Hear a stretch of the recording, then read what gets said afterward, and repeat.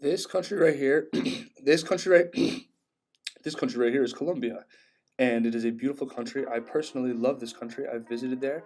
There's a great jungle vast throughout the system that you cannot see anywhere else, as well as a wildlife that is unique to only there, and a rich culture as well as a national pride that cannot be beat. Unfortunately, like most other countries, they do have a problem with poverty as well as drugs. The war on drugs is actually very strong there. Um, there are there are very rooted drug cartels and crime rings, and these specific drug cartels really run the country, run the crime in the system, and they're kind of an industry of their own. Of the biggest and most important of them is the Medellin cartel in Bogota, Colombia, started in the 80s, run by none other than Pablo Escobar himself. Everyone really knows the name. This man was led to believe to be 2 billion pesos worth by the government. That's how much they were asking for because he was running the cartel that made over $4 billion a year.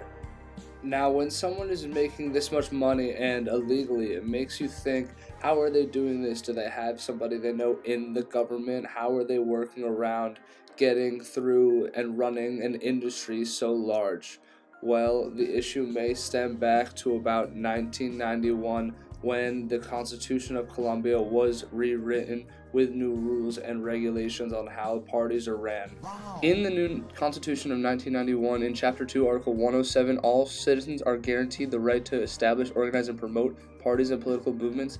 This just shows that really anybody could have ran for any position in the government at the time, and there wouldn't really have any background checks because they could have just ran, garnered their own following, and won possibly.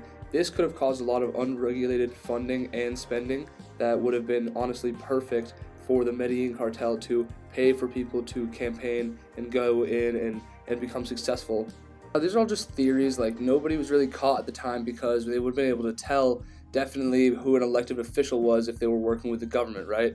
Like, no way. Of course it happened. Of course they did it. They made $4 billion. Of course they were going to want to do this. This was a perfect move by them. In fact, in 2004, after it was released that in 1991, 11% of elected officials or people campaigning were suspicious to be working with the Medellin cartel at the time. This really just goes to show that the 1991 Constitution was one of the main causes for this, because it's no coincidence that the year after it was implemented, 11% of people got sniffed out and suspicious of working with them. But it's just a matter of how successful they are. How successful did anybody working with the Medellin cartel get real powerful positions? How far did they go, and were they able to get pointed out?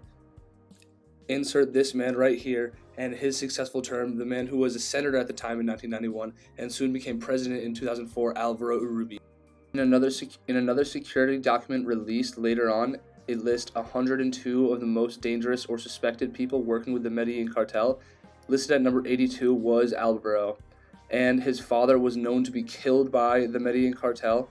This man became president, this man was senator, and this man was also suspicious and thought of to have worked with the cartel in the past in financial regions with them, as well as personal close friends with Pablo Escobar himself, and campaigned as his position as assistant at one point. And who was the president of Colombia, friends with Pablo Escobar, the most dangerous drug lord in the world at the time. Bruh.